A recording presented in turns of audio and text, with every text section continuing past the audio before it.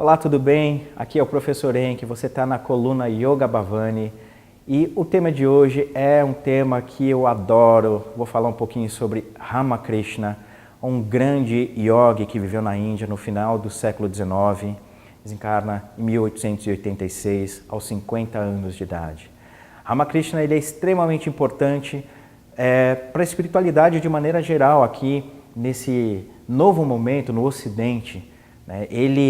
Ele, na Índia, teve um papel fundamental de mostrar aos indianos, não só aos hindus, mas aos indianos, que os valores contidos nos livros sagrados, aquilo que os ingleses, ao longo da dominação britânica na Índia, que durou 300 anos, lutaram para mostrar para os indianos que era uma mentira, que aquilo era uma bobagem, era uma fantasia. Ramakrishna teve o papel de mostrar na vida dele que aquilo era verdade, que aquilo era possível.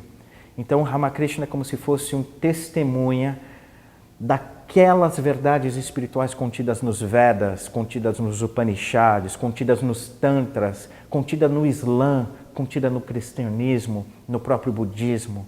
Ele, por vontade, realizou a experiência de unidade com o divino nas mais variadas tradições espirituais. De uma maneira simplista aqui eu digo, é possível encontrar Deus no cristianismo?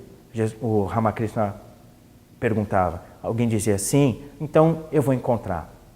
Ele entrava nas práticas espirituais cristãs e tinha a experiência divina. Fez a mesma coisa com o islamismo, teve a experiência divina. Fez com os caminhos do Tantra, da Vedanta, teve experiência divina. Fez pelo Yoga, teve experiência divina. Então Ramakrishna foi um testemunho vivo naquela época da Índia para todos os hindus de que era possível, sim, ter uma experiência direta com aquilo que a gente sente ser o divino.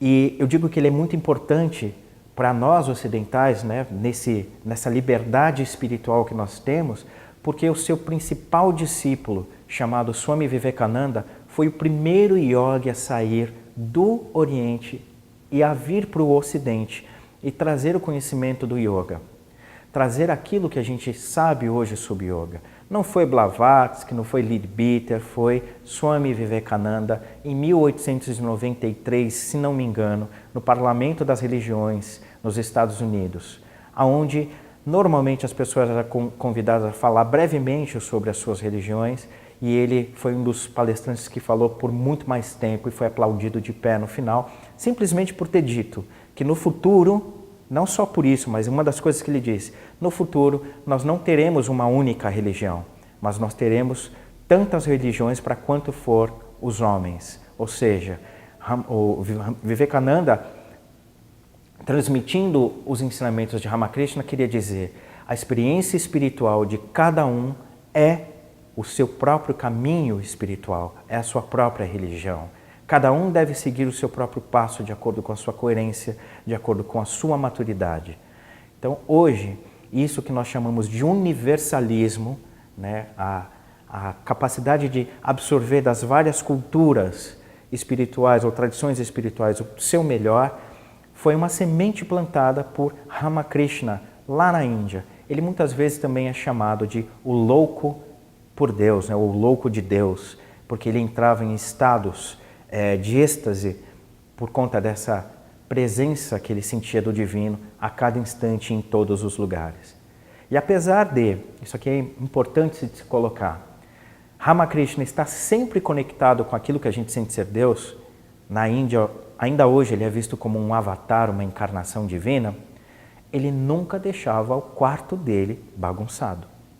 Ele não usava a premissa, por exemplo, de tudo é Deus, tudo é divino, para negligenciar as suas experiências práticas do dia a dia.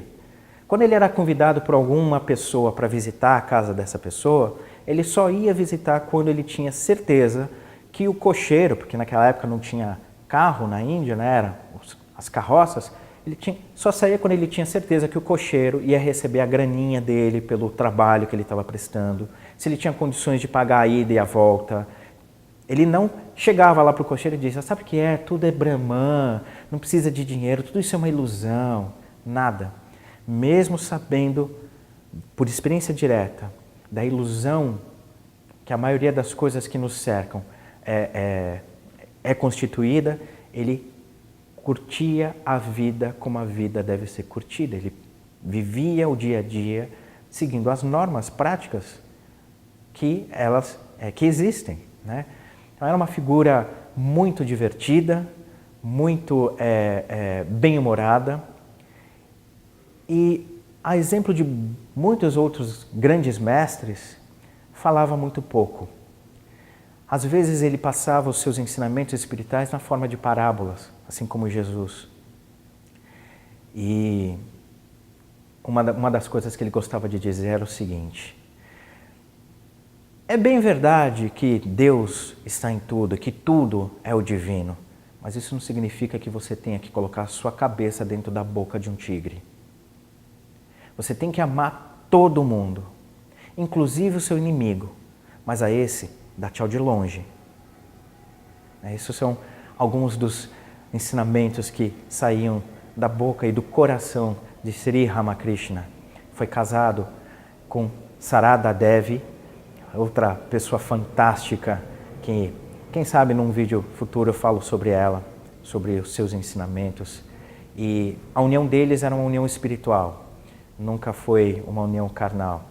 Eu, particularmente, digo que a grandeza de Ramakrishna só pôde ser aflorada, experimentada, ele só teve tranquilidade de vivenciar isso sem limites, porque ele teve Sarada Devi por trás ali, dando apoio, né, dando suporte para a experiência espiritual dele.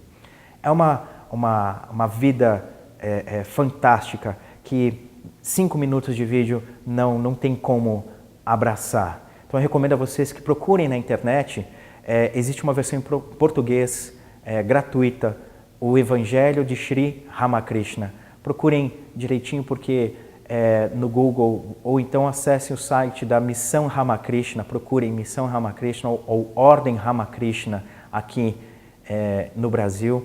Vale a pena vocês entrarem em contato com os ensinamentos de Sri Ramakrishna. De minha parte, se você tem mais alguma dúvida ou quer deixar o seu comentário, não perca a oportunidade, escreva para a gente aqui.